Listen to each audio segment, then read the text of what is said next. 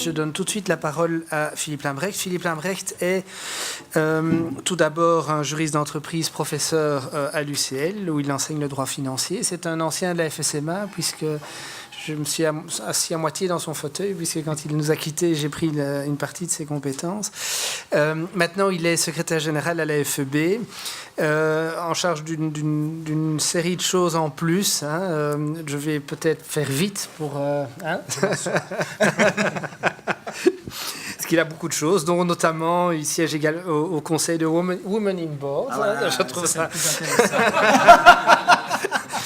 très intéressant. Mais donc lui va nous parler de la directive, du règlement MAR, pardon, et de tous les niveaux en dessous qui existent déjà aujourd'hui. Comme je le disais tout à l'heure, plus de 200 pages, une matière vraiment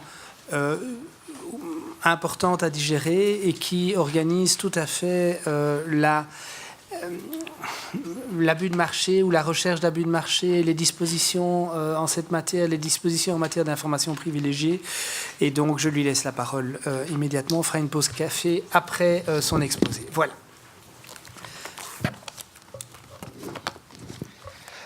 Oui, merci Thierry. En fait, en écoutant Mathieu Duplat, je me disais tout à l'heure qu'au XIXe siècle, on avait beaucoup de chance. Un monsieur qui s'appelait Stendhal, avant d'écrire Le Rouge et le Noir, avant d'écrire La Chartreuse de Parme, eh bien, il lisait le Code civil. Je ne suis pas sûr que j'ai vraiment envie de lire le règlement abus de marché avant d'écrire. Évidemment, ce ne sera pas Le Rouge et le Noir, vous vous en doutez. Bien que les couleurs de la faculté pourraient, en tout cas, m'amener déjà à écrire quelque chose en rouge, mais par contre, mon autre activité pourrait me freiner en la matière.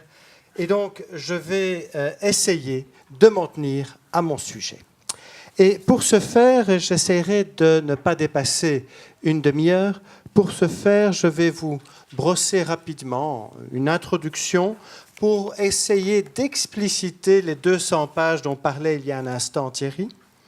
Ensuite, je me consacrerai à comprendre cette espèce de délire normatif qui s'est emparé du législateur européen pour définir ce qu'est une information privilégiée. Et je me demande si, lorsqu'il se plongeait dans son bain, eh bien, le grand penseur, le grand philosophe grec, se disant « Eureka, j'ai trouvé », n'aurait pas déjà dû faire une déclaration d'initié, tellement aujourd'hui le concept va loin. Enfin, j'irai un petit peu plus loin et vous aurez tout de suite remarqué que je ne suis pas bon en calcul puisque j'ai fait un plan en 5 points et que j'en ai indiqué que 4. Je me débrouillerai en vous parlant des infractions essentiellement ici administratives, et puis je conclurai. Voilà donc brossé, si vous voulez bien, l'objet de mon intervention. Alors, commençons, si vous le voulez bien, par le cadre normatif. Et je précise, en une demi-heure, je n'aurai pas le temps de parler des manipulations de marché, donc volontairement, je les ai laissées de côté. C'est la raison d'ailleurs de l'absence du 4, parce que ça, ce sera pour la prochaine fois.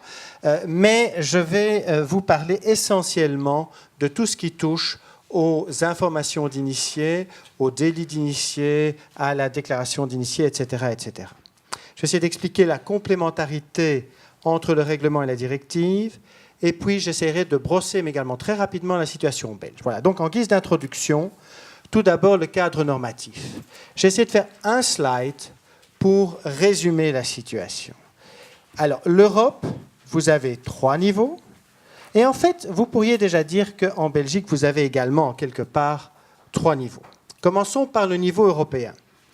Au niveau européen, vous avez un règlement, et ça, on l'a tous appris, c'est directement applicable. Moi, je croyais benoîtement qu'un règlement, c'était directement applicable. Et pas du tout. Il y a des tas de choses dans ce règlement où l'on va demander aux législateurs nationaux de faire des choix ou de faire un certain nombre d'éléments complémentaires.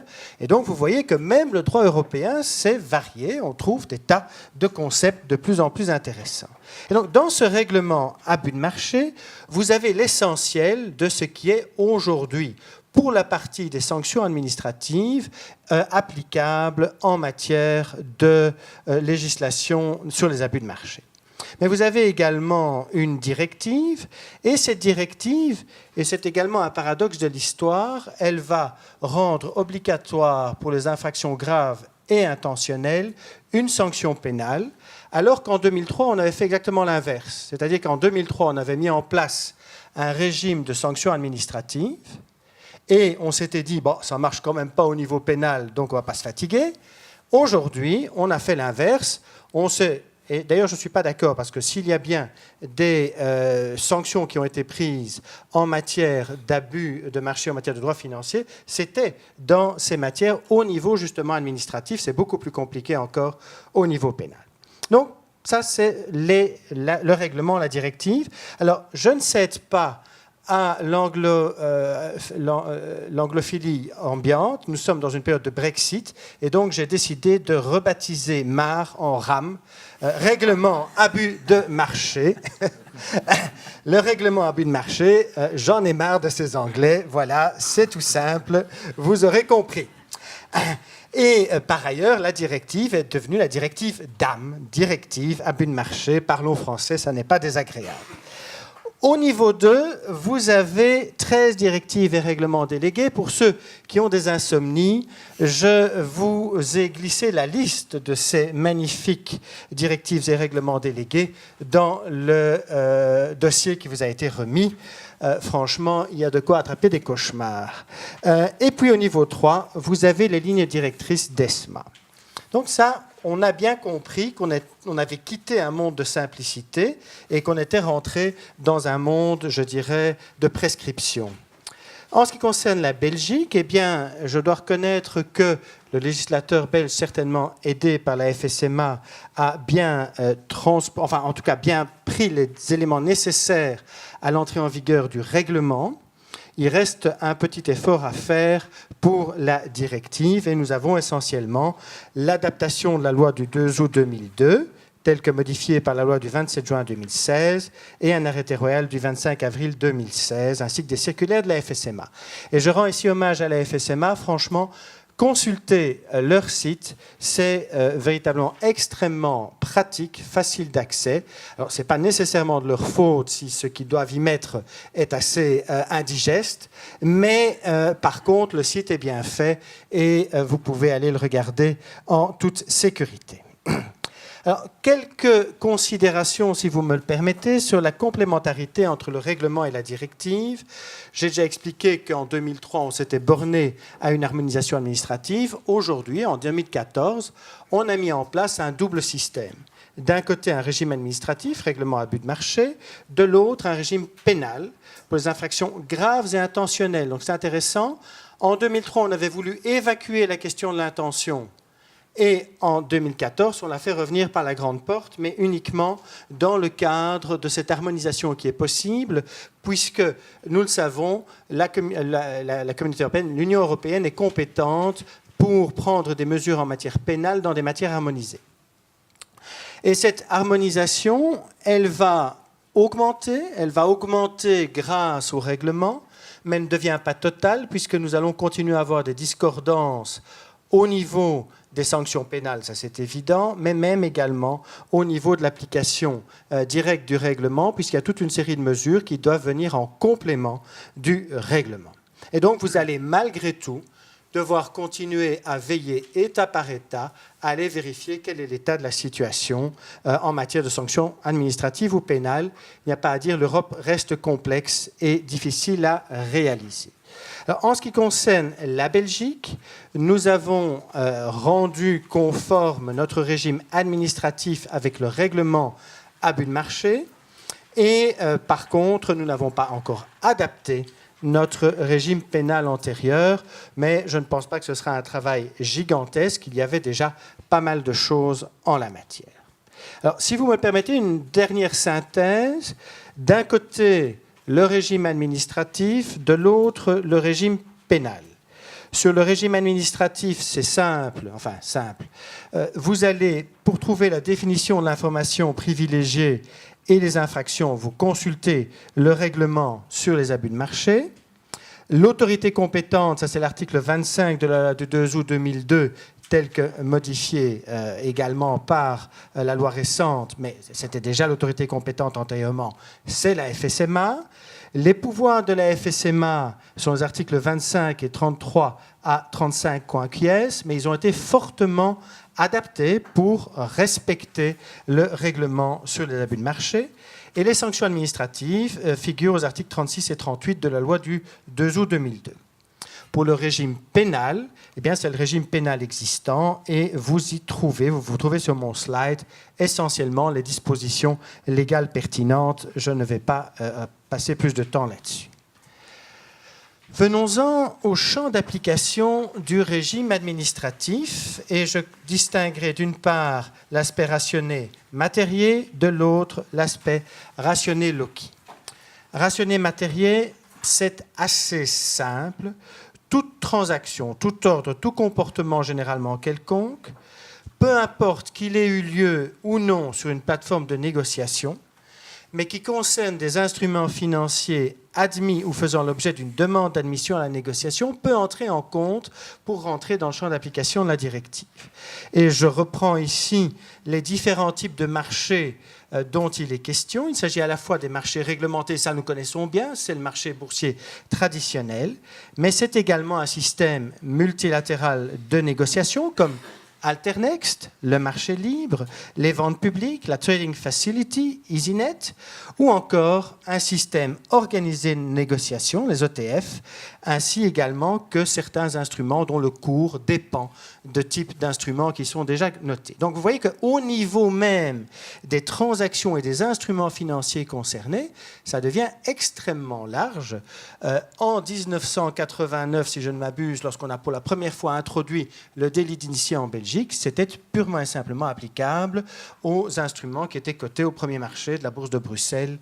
Donc vous voyez qu'on a considérablement élargi le champ d'application de cela. En ce qui concerne les émetteurs et dirigeants, alors grâce à Dieu, même avec la suppression de l'obligation de concentration en bourse depuis 2007, vous savez qu'on peut être coté sur de nombreux marchés et même être coté sans qu'on ait demandé à être négocié. Alors ici, les obligations qui sont imposées par le règlement vont s'appliquer aux émetteurs et dirigeants de sociétés émettrices pour autant que leurs titres soient négociés à leur demande. Donc vous n'allez pas tout d'un coup vous réveiller un matin en ayant l'obligation de respecter des dispositions du règlement abus de marché simplement parce que quelqu'un a fait négocier vos titres sans que vous ayez marqué votre accord là-dessus, ce qui est parfaitement envisageable aujourd'hui avec les différentes plateformes de négociation que nous connaissons. Au point de vue rationnel loci, et là ça devient de plus en plus intéressant, en fait, on a bien précisé que les interdictions s'appliquaient partout, dans l'Union européenne, dans un pays tiers, dans l'espace également, à mon avis, puisque ce sont des comportements interdits, peu importe où vous vous trouviez, dit le règlement. Voilà donc pour le champ d'application. Passons alors, et là ça devient vraiment intéressant, à la notion d'information privilégiée, sa définition, et puis surtout les obligations en matière de divulgation. La définition. Alors, en ce qui concerne le régime administratif, et je ferai simplement référence au régime pénal ensuite, en ce qui concerne le régime administratif, eh bien là, il faut aller voir l'article 7 du règlement, et c'est la même notion pour la directive. Donc là, ça c'est facile, la directive, elle renvoie au règlement pour toute une série de définitions, c'est de bon sens. Ce qui est plus complexe, c'est que la notion d'information privilégiée est identique pour les infractions, mais également pour l'obligation d'informer les émetteurs. Et c'est une longue histoire que je ne vais pas résumer ici. Pendant longtemps, on s'est demandé s'il y avait une différence entre l'information privilégiée et le moment où cette information devait être rendue publique, parce que, quelque part, ça n'avait pas toujours beaucoup de sens de publier immédiatement une information dont on sentait qu'elle était privilégiée, mais on n'était pas certain qu'elle allait avoir un impact sur le marché. Et je ne vais pas refaire ici toute l'histoire de la notion, mais à certains moments, on pouvait hésiter, se poser la question de savoir si l'obligation de publication de l'émetteur portait sur une information qui était exactement la même que l'information privilégiée qui était visée par les abus de marché. Ici, en tout cas, les choses sont claires, c'est la même notion. Et cette notion, elle va varier en fonction du type de produit, du type de marché et de certaines fonctions des personnes qui sont concernées. Type de produit, eh bien, si vous avez des instruments financiers, si vous avez des instruments dérivés, des quotas d'émission, ça va être chaque fois un petit peu différent. Et en ce qui concerne les personnes, eh bien, si vous avez des émetteurs, ce n'est pas la même chose que si vous avez des personnes chargées d'exécuter des ordres. Vous lirez ça avec intérêt. Mais donc, la notion, malgré tout, est plastique. Elle peut s'adapter au type d'instrument dont il est question ou aux personnes qui sont concernées. Quant à l'information, et là, je me concentre uniquement sur l'information qui est relative à des instruments financiers négociés sur des plateformes de négociation. Alors, qu'est-ce que l'on constate ? On constate qu'en 2014, on a intégré dans une large mesure de la jurisprudence européenne en matière d'infraction d'initiés. Un arrêt Geltel contre Daimler AG et un arrêt La Fonta contre Autorité des marchés financiers. En gros, je ne vais pas rentrer non plus trop dans les détails parce que le temps est relativement court, mais en gros, on a précisé dans le règlement ce qu'il fallait entendre par une information à caractère précis et également l'impact que cette information à caractère précis pouvait avoir sur les marchés. En gros, le raisonnement, me semble-t-il, doit toujours être, lorsque je suis autorité de contrôle et j'essaye de voir si quelqu'un est en possession d'une information privilégiée, la question doit toujours être, au moment où la personne apparemment achète, vend, réalise un comportement interdit, à ce moment-là, pour savoir si elle est en possession d'une information privilégiée, détient-elle une information qui, à ce moment-là, a ce caractère précis et va pouvoir, en fait, permettre d'arriver à un impact possible sur le cours. Seulement, dans le temps, on avait essayé de dire, oui, mais enfin, il faut qu'on sache au moins si ça va faire monter ou descendre le cours. Ça n'est plus le cas. Et désormais, peu importe, du moment que l'information puisse avoir un impact, vous risquez de tomber dans une information à caractère précis. Elle doit toujours ne pas avoir été rendue publique. Elle doit toujours concerner directement ou indirectement un ou plusieurs émetteurs ou un ou plusieurs instruments financiers. Je vous assure, si vous pensez à l'étendue des hypothèses possibles, cette notion d'information privilégiée, ça donne le tournis. Et elle doit être susceptible, une fois rendue publique, d'influencer le cours de façon sensible. C'est-à-dire quoi, ça, influencer le cours de façon sensible ? Alors, c'est aussi intéressant, c'est toujours la jurisprudence européenne qui nous le dit, mais qui est reprise par les règlements. C'est-à-dire, en fait, que cette information, c'est une information qu'un investisseur raisonnable pourrait être susceptible d'utiliser comme faisant partie des fondements de cette décision d'investissement. C'est extrêmement large, article 7.4 du règlement. Donc, est-ce que c'est vraiment quelque chose dont on est quasiment sûr que ça aura un impact ? Non, ça n'est pas nécessaire. Ça devrait être quelque chose dont on pourrait, le cas échéant, s'inspirer si on va décider d'investir, nous dit le règlement. Et je pense que ce ne sera pas facile au niveau de la sécurité juridique de pouvoir garantir à ses clients, ou de pouvoir garantir quand on est le secrétaire général d'une société cotée, attention, nous sommes en possession ou pas d'une information privilégiée, tellement la notion est aujourd'hui devenue, je dirais, floue et peu claire. Cette information, si elle concerne des instruments dérivés sur matières premières ou des quotas d'émission, elle est un petit peu différente, articles 7.1 B et C, et il y a également une spécificité pour les personnes chargées d'exécuter des ordres d'autres personnes. Je passe rapidement là-dessus. Alors, pour le régime pénal, là, on n'a pas encore totalement on n'a pas encore transposé la directive, et donc pour l'instant, on en est encore assez largement avec les dispositions existantes du régime pénal de la loi du 2 août 2002. J'en viens ensuite, c'est le deuxième point, aux obligations en matière de divulgation. Et là, si vous me permettez, simplement nous placer dans la situation d'une société cotée. Je suis une société cotée et ma question va être qu'est-ce que je dois faire lorsque je suis en possession d'une information privilégiée ? Ça n'est pas évident. Beaucoup de personnes, si votre entreprise est grande, peuvent être en possession d'une information qui a les caractéristiques que je viens de décrire. Et donc, comment est-ce que je vais essayer d'appréhender cette situation? Alors, je sais que la règle que le règlement m'impose, c'est qu'en tout cas, dès l'instant où j'ai conscience du fait que je suis en possession d'une information privilégiée, je dois la rendre publique. En tout cas, dès que possible, dit la réglementation. Et je dois la rendre publique pour autant que cette information me concerne directement. Donc vous voyez qu'on a déjà exclu une partie des informations qui sont dans la notion plus large d'informations privilégiées, puisqu'on disait directement ou indirectement. Deuxième élément, eh bien, quel est l'émetteur qui est concerné par cette obligation de divulgation? Celui qui a sollicité ou approuvé l'admission à la négociation, ou sur une plateforme de négociation. Donc n'oubliez pas, dès que c'est une plateforme de négociation, vous avez admis, vous êtes tenu par la réglementation.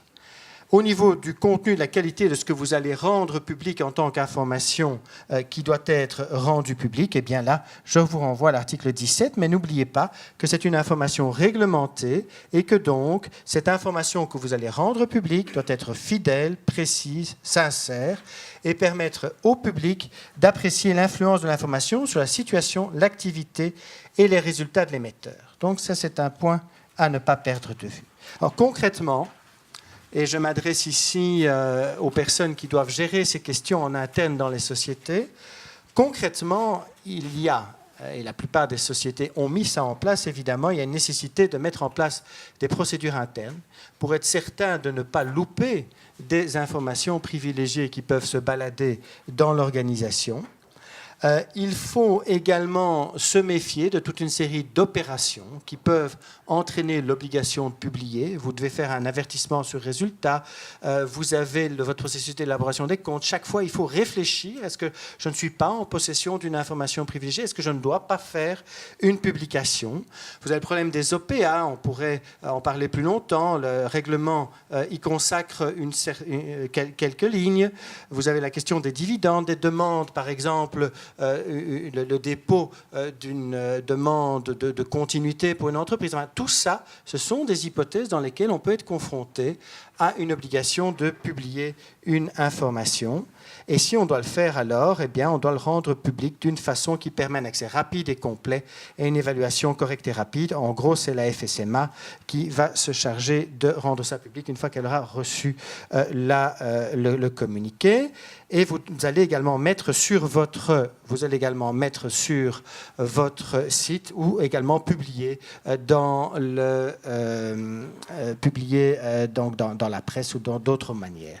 Mais bon, effectivement, dans un monde idéal, ce serait bien de pouvoir centraliser tout ça. Quand ça c'est indiqué, de préférence après la fermeture de bourse, si impossible, vous voyez tout ça, et je vous incite vraiment à lire la circulaire parce que je rends hommage ici au travail qui a été effectué. C'est du chinois en javanais et ils sont parvenus à en faire quelque chose qui est cohérent et qui est lisible. Donc, bravo, je tire mon chapeau. Alors, ce point-là, qui est encore relativement simple, vous avez découvert que vous aviez une information privilégiée et vous devez la rendre publique. Alors, ça devient encore beaucoup plus compliqué une fois que vous souhaitez ne pas la rendre publique tout de suite. C'est ce qu'on appelle la publication différée. En effet, vous êtes un petit vénard. Vous avez la possibilité de différer la publication de votre information privilégiée. Mais vous aimez prendre des risques parce que c'est sous votre entière responsabilité et vous allez pouvoir différer.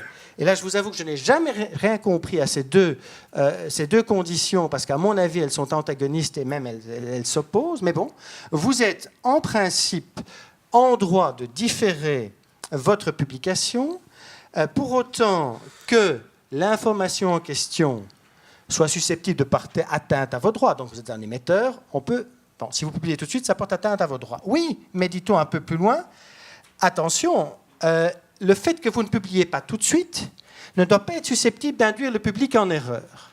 Et là, il y a vraiment moyen de s'amuser. Parce que, d'un côté, vous avez une information qui est une information privilégiée, donc par nature susceptible d'avoir une influence sur le cours, par nature. Et donc, logiquement, vous devez la publier. Mais par ailleurs, on vous dit, oui, mais il y a quand même des cas dans lesquels vous pouvez ne pas publier parce que ce n'est pas dans votre intérêt de publier tout de suite. Ben non, évidemment. Mais en plus, il ne faut pas que ça induise le public en erreur. Et là, je me dis, comment est-ce que ça peut marcher ? Imaginons par exemple que j'ai une information qui est vraiment importante. Est-ce que je peux la garder vraiment 1, 2, 3 semaines par devers moi sans que le public ne soit quelque part grugé ? Alors qu'il est évident que s'il avait été en possession de l'information, peut-être il aurait agi autrement. Donc voilà toute la question fondamentale qui se pose. Et on y répond.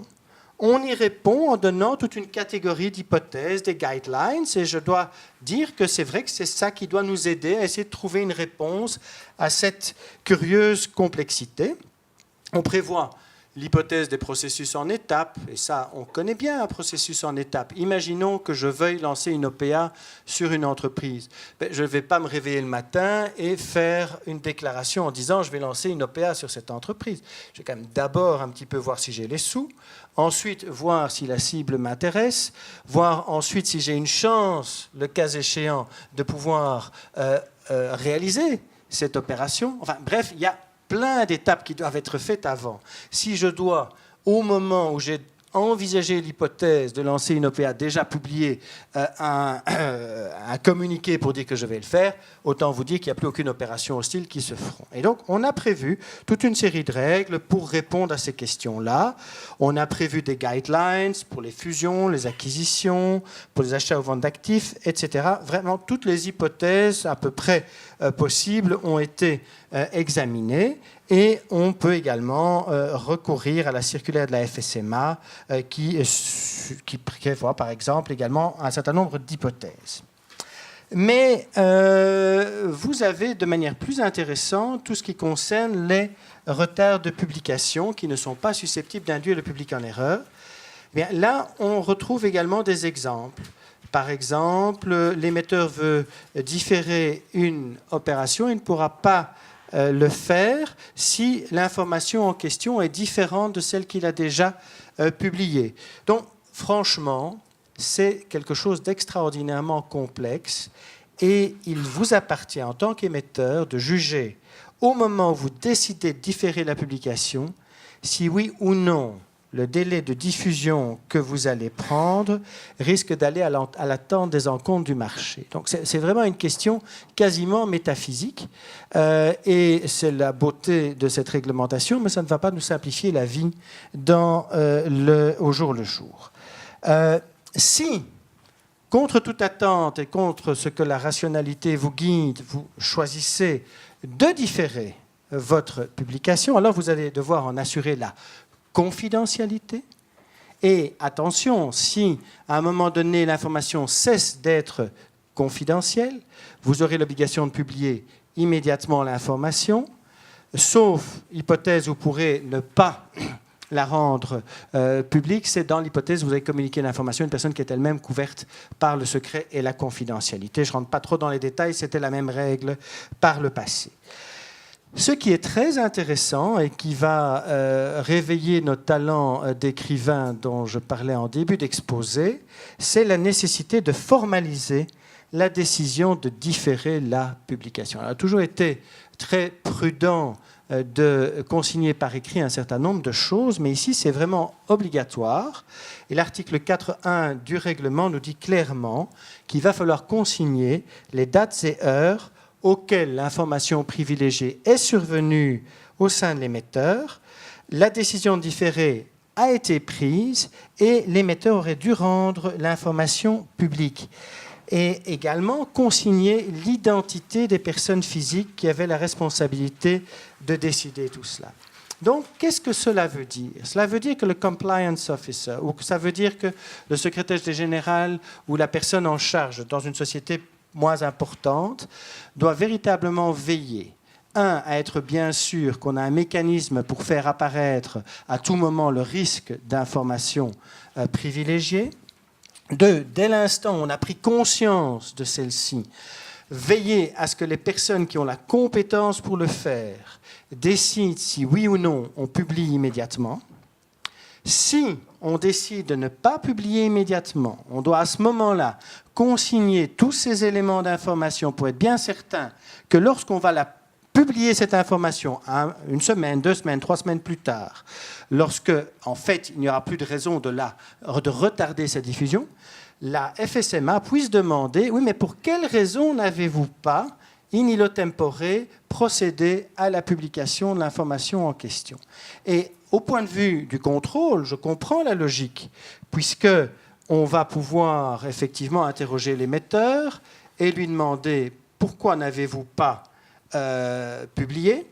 Et l'émetteur, ayant dû consigner cela d'une manière qui n'est pas susceptible d'être falsifiée, enfin que l'on peut retrouver, que l'on peut retracer, va pouvoir à ce moment-là établir sa bonne foi.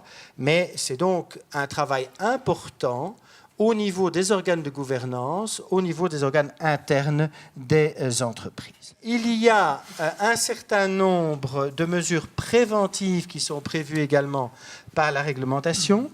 Il faut établir une liste d'initiés et tant je suis entièrement d'accord que la prévention est sans doute le meilleur moyen d'éviter la maladie, par contre, je crains que nous n'ayons un risque d'hyperinflation, je dirais, administrative.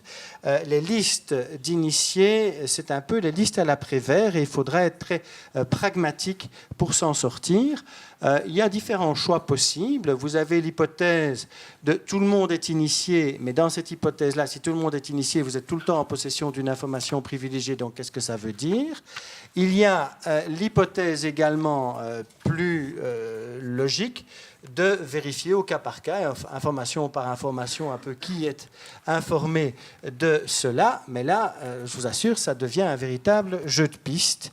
Donc, ça n'est pas évident. Alors, on a été très gentil pour les marchés de croissance de PME. Ils ne doivent pas le faire. Oui, mais enfin, quand on lit bien, ils ne doivent pas faire. Mais si on leur demande, ils doivent quand même fournir une liste. Alors, franchement, c'est de la simplification qui est parfois un peu bizarre. Et puis alors, vous avez toutes les obligations en matière de transactions effectuées par des personnes ayant des fonctions dirigeantes. Bon, ça, c'est assez logique en tant que mesure préventive. Il est bon de savoir finalement si une personne dirigeante a acheté des titres. Le seul problème, c'est que si cette personne dirigeante est tout le temps en possession d'une information privilégiée, est-ce qu'elle va encore pouvoir un jour acheter des titres de sa propre société? Donc, quelques petites questions. Voilà. J'ai donc expliqué ce que c'était que l'opération d'initié. J'ai essayé de vous expliquer, j'espère que je ne me suis pas trop mal pris, vos obligations de rendre ça public. Maintenant, je voudrais voir finalement ce qui est interdit. Et en fait, il y a 2 choses qui sont réellement interdites, c'est l'opération d'initié et la divulgation illicite d'une information privilégiée, puisque je ne parle pas des manipulations de cours. Ces 2 opérations sont interdites, il y a un certain nombre de sanctions. Au niveau de l'opération d'initié, eh bien là, vous avez d'abord la notion d'opération et puis vous avez la notion d'initié. En ce qui concerne l'opération, le règlement prévoit toute une série d'hypothèses. Une première opération qui est interdite, c'est d'utiliser une information privilégiée pour acquérir ou céder. Mais ça peut également, et ça c'est quelque chose de neuf, utiliser une information privilégiée pour annuler ou modifier un ordre préexistant. Ça, c'est assez malin, puisque quelqu'un peut avoir placé un ordre, et puis tout d'un coup, il appert qu'il est informé d'une information privilégiée, et il retire son offre. Il n'a pas acheté, il n'a pas vendu, ce qui, par le passé, empêchait le cas échéant de poursuivre. Donc ça, c'est également interdit. Recommander ou inciter, ça n'a pas beaucoup changé, mais le fait de proposer à quelqu'un, vous avez envie de faire un cadeau à une bonne amie, à quelqu'un que vous aimez bien, vous dites, écoutez, ça c'est pas mal, enfin c'est ce qu'on faisait au 19e siècle, il y aurait intérêt à investir dans telle entreprise. Si vous faites ça aujourd'hui, attention, possibilité d'être poursuivi. Si c'est intentionnel, en plus, ce sera du pénal. Vous avez également, c'est l'article 8.3, l'hypothèse de l'utilisation d'une information par un initié secondaire. Si vous savez ou si vous aviez dû savoir que vous aviez reçu une information qui provenait de quelqu'un qui est un initié primaire, je vais simplifier ça comme ça, eh bien vous êtes également une personne qui est un initié. Autre personnes. Alors, qui sont ces fameux initiés? Ce n'est pas très compliqué. Monsieur Lapalisse n'aurait pas mieux dit, ça peut être une personne physique ou une personne morale. Et si cette personne est physique, on aurait pu se simplifier la vie en disant qu'un initié est toute personne qui sait ou devrait savoir qu'il est en possession d'une information privilégiée. En fait, tout ce qui précède est inutile puisque, en gros, les personnes qui précèdent savent ou auraient dû savoir qu'ils étaient en possession d'une information privilégiée. Donc, on aurait pu être un peu plus simple ici, me semble-t-il. Pour les personnes morales, l'article 8.5 prévoit comment on va déterminer qui est concerné. Dernier point, le comportement légitime. Et là, je trouve que le règlement fait quand même est intéressant, puisque ce règlement, ces comportements légitimes nous disent, dans toute une série de cas, quand une entreprise va pouvoir passer un ordre d'une transaction ou va pouvoir se comporter comme telle, et ce sont les hypothèses que j'ai reprises ici. Si vous avez mis en place des procédures internes, mais le niveau est haut. Ces procédures internes doivent faire en sorte que vous pouvez garantir qu'il n'y a personne qui est au courant de l'information privilégiée au sein de votre entreprise. Et là, j'ai quand même une difficulté à comprendre ce mécanisme, puisque par définition, nous recherchons une opération d'initié, mais vous allez pouvoir, en tant qu'entreprise, ne pas être poursuivi parce qu'il y a eu une information d'initié qui a été accomplie par quelqu'un qui travaille pour vous, si vous parvenez à établir que vous avez mis en place des mécanismes internes qui auraient normalement dû empêcher cette personne de passer l'acte pour lequel il est poursuivi. Donc, sauf à moins que je n'ai rien compris, ce qui est totalement possible, j'ai quand même un petit problème avec ce comportement légitime, parce que je ne parviens pas à comprendre l'hypothèse. Alors, d'autres hypothèses sont logiques. Si vous êtes teneur de marché, si vous êtes contrepartie, si vous exécutez des ordres de tiers légitimes, vous savez évidemment que vous allez exécuter un ordre, donc vous êtes en possession d'une information privilégiée. Il est logique qu'on ne vous poursuive pas pour ça. Et également, pour exécuter des obligations devenues exigibles, de bonne foi, c'est un contrat, vous devez l'exécuter. Il se trouve qu'au moment où vous devez l'exécuter, vous apprenez une information privilégiée. Il serait anormal de ne pas pouvoir l'exécuter. Pour autant, évidemment, que ce contrat n'ait pas été conclu dans le but de contourner l'interdiction. Vous avez également tout un mécanisme en cas d'OPA de fusion ou de scission, et vous avez également des hypothèses pour les personnes physiques ou morales. Vous avez comme deuxième type d'opération interdite divulguer une information privilégiée de manière illicite. Et ça, c'est l'hypothèse où un initié primaire, donc quelqu'un qui sait, qui est en possession d'une information privilégiée, va aller transmettre cette information à une autre personne. Elle va la divulguer, et c'est également quelque chose que nous connaissions sous le régime ancien.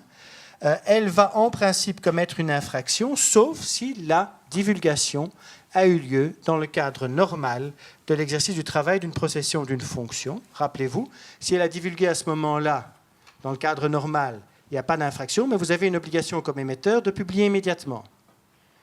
Par contre, si cette personne est tenue par une obligation de confidentialité, vous pouvez attendre le temps nécessaire pendant la période pendant laquelle vous avez décidé de différer la publication. Et la personne qui a reçu une telle recommandation peut également être poursuivie si elle savait que cette information était une information privilégiée. Je termine en vous disant que toutes ces opérations d'initié, toutes ces divulgations sont interdites et qu'il y a des sanctions pénales et des sanctions administratives. Je vous laisse lire avec intérêt ces dispositions. Attention, les sanctions pénales ont encore augmenté par rapport... Non, les sanctions administratives ont encore augmenté par rapport au cadre antérieur. Et ça devient vraiment dirimant. Si jamais on va jusqu'au maximum, il y a de quoi vraiment en attraper le tournis. Quant aux sanctions pénales, là, il va falloir voir comment on transposera la directive. Voilà, mesdames et messieurs, je suis désolé sur le peu de temps qui m'était imparti. J'ai essayé de voir rapidement ce cadre. Je voudrais simplement conclure avec quelques éléments de réflexion que j'ai notés ici. J'espère vous avoir convaincu que la matière était complexe. Oui, j'ai l'impression d'y être arrivé. Je pense que le concept d'information privilégiée est devenu horriblement large. Et là, la jurisprudence de la Cour de justice ne nous a pas aidés. Mais fondamentalement, beaucoup de choses peuvent devenir aujourd'hui des informations privilégiées. Je crois qu'il est extrêmement prudent de réfléchir de manière très concrète au sein des entreprises à tous vos mécanismes de veille pour prévenir la détention d'une information privilégiée, en tout cas savoir quand on détient cette information privilégiée et la suivre à la trace ou bien décider de publier immédiatement. Je pense également que tout dirigeant, toute personne qui travaille à l'interne d'une société, même avec les codes, même avec les autorisations d'achat, etc., il faut revoir tout ça à la lumière des règlements.